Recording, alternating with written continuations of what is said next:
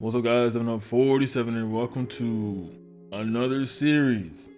Basically, what I decided to do today was watch 4 Lewd series made by the Showten production animation studio and rapid fire them out the way. So we have 4 series. We have Mestaducci, Sleepless, Melty Limit, there's a longer name for that, and Panzer Saga the Third Ignition, which is like the 3rd or 4th spin-off sequel of Panzer Saga, the last video I made a review on. So we're gonna get into it, buddy. Mestaducci, I feel like would be better explained as a sort of like this wholesome anime type beat where it's the whole like, oh my god, we're best friends. We've been friends in this small village of unknown proportions, but it's really tiny and word gets around really fast. And then they just start being a couple and then just start like copulating around the school all over campus. The end. People are suspicious, but they don't really care enough. They say, oh, I wonder what it feels like to smash her, but little do they know that our main character here is doing it the entire time. Boom, mindfuck. It's like Monogatari without the pedestal. So it's not like Monogatari at all. So the next show we have here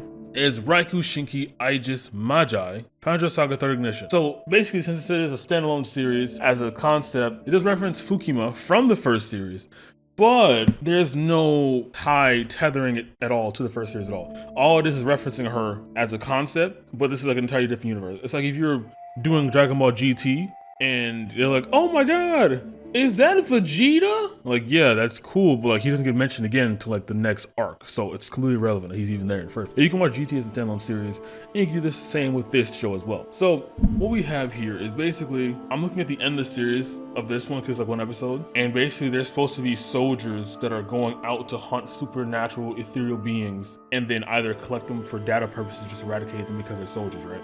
And what happened was they ran into a hermaphroditic Medusa-like creature with like a 20-inch weapon and like 30 different appendages that resemble breast, right? And boobs, 30 different boobs, right? And what we're witnessing here is a full throttle of their entire digestive system to the point where both Fumika and Artemis, they're both girls that were trying to fight this one beast like 10 feet tall, got impregnated. And not in the normal fashion, but they got like eggs implanted into them. They're like full-grown reptile eggs. After both of them met the inflation criteria of the tag in the animation series, Megalo, then out of nowhere, Fukima just whips out her elemental powers, prowess even, and then zaps the hermaphroditic Medusa monster to death. Like, I don't know where this was before you were, you know, getting gutted. I don't know whether this was during getting gutted, but all of a sudden afterwards, just poof, oh, you have powers, by the way. Here you go. Boom. Now, you're gonna say, well, FNL, you're gonna be scared. Obviously, there's a 10-foot monster with a 30-inch weapon, like 30 different breasts. You're gonna be confused. And by the time you're confused, bing, bang, boom, you're already in a session. And my argument against that is they're supposed to be soldiers, right? Now, a regular human being, if a regular human being runs across that sleep paralysis type demon that I can't even show you, if it was a normal human being that saw that, they'd be like, oh yeah, no, I'm gone. They're either gonna have to exit Earth or just like take it like a champ, which is impossible because that would require you getting like inflated with like 30 different marbles, right? They're soldiers, man. They've been soldiers for long enough to have enough powers and prowess to hunt this beast down in the first place. Regardless, whatever. They find a way to kill the hermaphroditic Medusa monster and rid themselves of the eggs inside of them. Now this is like basically what I'm getting at here, I guess, what happened. So this must be the dystopian cyberpunk future after Roe v. Wade, basically, where women now have electromagnetic powers to circumnavigate pregnancy by zapping their womb and making sure that the seed is gone. Now, I don't condone any of that whatsoever. I'm pretty sure that wouldn't work. It happened in this show. And then lo and behold, bing, bang, boom, they're saved, right? Psych. They turn around, there's 12 more of those monsters just looking over them, and then their superior comes up like, hey, y'all gonna get done anytime soon? Goodbye. And they're insinuating there's gonna be another sequel going on, and I think there is. But the reason I picked this one in particular was because I think this is the last one in the series alone, so either they're gonna make new shows based off of the soldier battle against monsters, or I have no idea. Whatever, regardless, it was pretty funny to watch. Ridiculous if you think about. But yeah, I definitely check that one out if you hate yourself. Next, Sleepless. So this one, oh god, googly moogly. I feel like this one is just basically, what if a Redditor got all his dreams fulfilled and was given an offer of like a massively huge compensatory package for being a tutor to this rich lady who's the heir of like this massive conglomerate company named Mamiya, because that's her name, Mamiya, which is funny because she's a dummy mommy, Mamiya, whatever. So she's tutoring, but the catch is every single waking second that you're there, you're going to have to ejaculate around 10 to 20 times because the women in charge are all paying you to be there, you live there, and you're stranded by like miles of like forest. You can't escape, right? So it gets to a point where at the end of the series, we see him getting extracted of his seeds so often that they just end up making him a cyborg-like creature of like a 30-inch long appendage that just does not stop producing bountiful seed. Now, the funny part about this show, which most of the shows are pretty funny to me because, like, you know, crude sense of humor, right, is that it gets to a point where it's not like a funny hee ha ha fantasy anymore. It just feels like he's just getting violated on every level. It doesn't even feel like enjoyable anymore. Like, I feel like if you were going to, you know, enjoy yourself to this film, it would be like, wait a minute, you would actually get like, which is weird because, you know, when men get violated, it's like, ooh, cute and adorable, but it's just like torture at this point, right?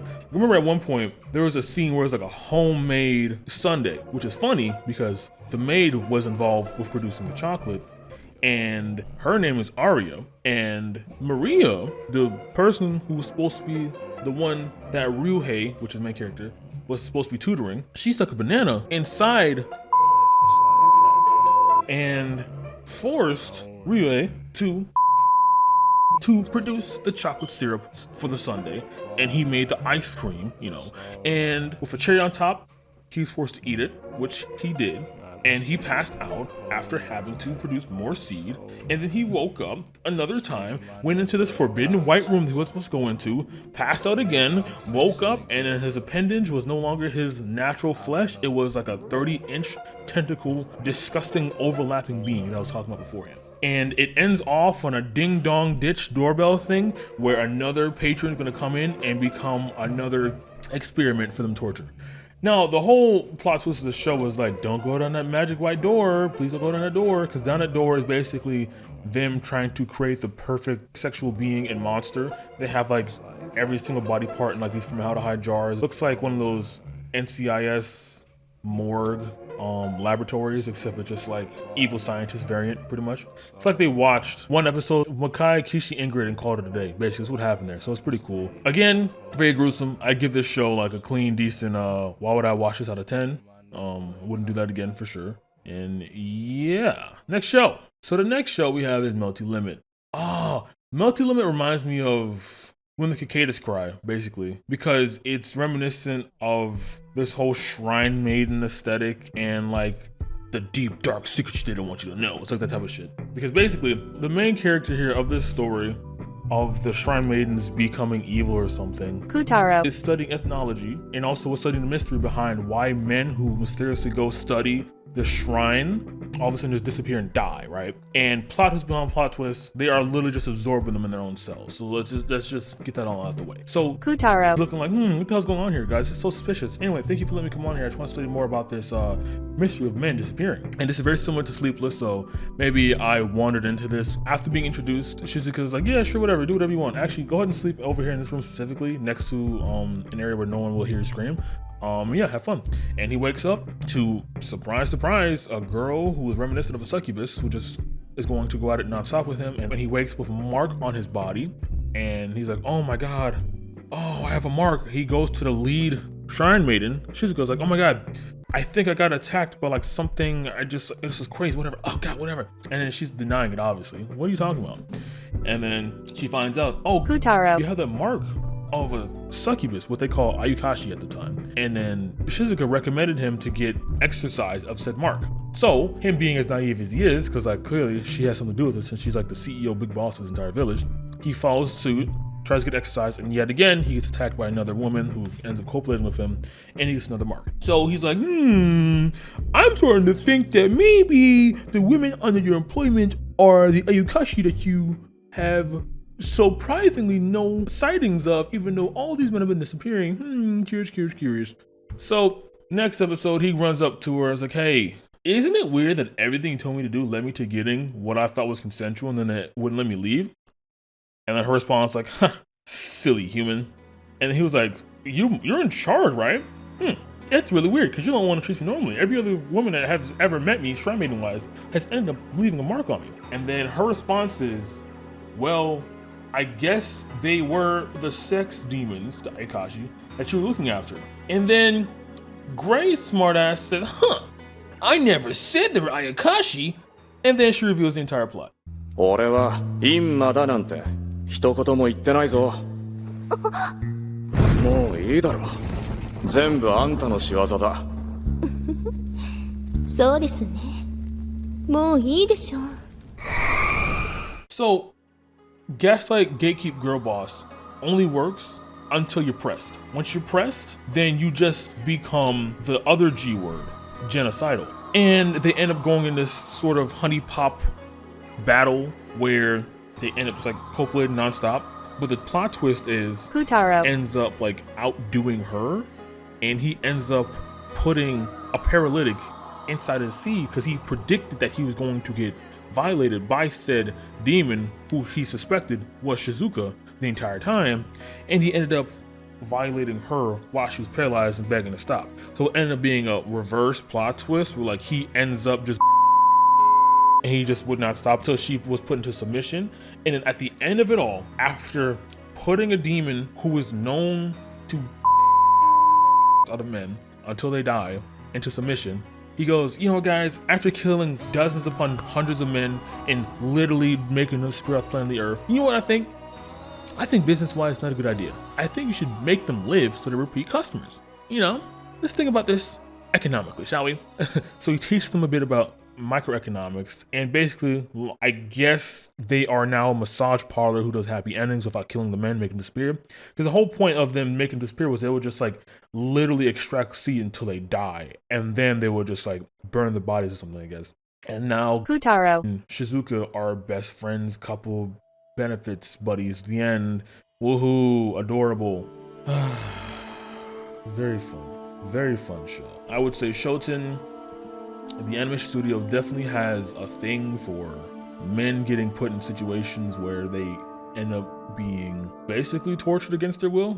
I mean, hey, you know, I'm not a kink shamer, but that's a very specific self-insert way to try to get involved with a show that has a lot of these men getting just squeezed dry, every pun intended there. I mean, I have literally seen worse, and these are kind of comical. Even the last one I was mentioning before, because she was a demon that killed like hundreds of men, so like she could have gotten worse punishment obviously than being a couple of this guy. But yeah, that was Showten. Let me know if you guys like this as a series whatsoever. It does take a bit longer to do this, but at the same time not that long, obviously because like I just gotta watch the shows and talk about them, so it's not that ridiculous. And also I don't have to go in that much detail because it's like 5 different shows I gotta talk about, so pretty cool. All right guys, I don't have an outro, but if I did, wouldn't matter because don't make fun of the video. Good night. Oh man, goddamn.